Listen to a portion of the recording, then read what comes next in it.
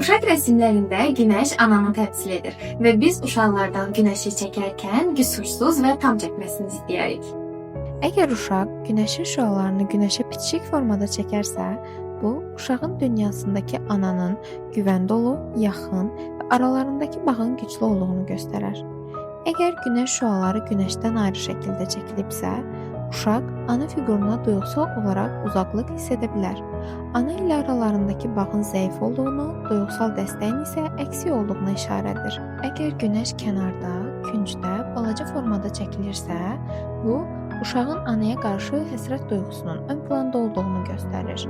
Bir ana fiqurumuz var, amma ona yaxın ola bilmir. Güvəndən uzaq, yalnızlıq içində, çevrəsinə qarşı isə məsafəli, amma ümid dolu olduğunu bildirir. Əgər günəş buludların arxasında və ya dağların arasında çəkilibsə, burada gizlənən bir sevgi var deməkdir. Ana sevgisi hiss edilsə də, təzyiq, qorxu, anama çatmaqda çətinlik çəkirən mesajını verir. Uşağın iç dünyasında əngəllənmiş bir xoşbəxtlik olduğunu bildirir.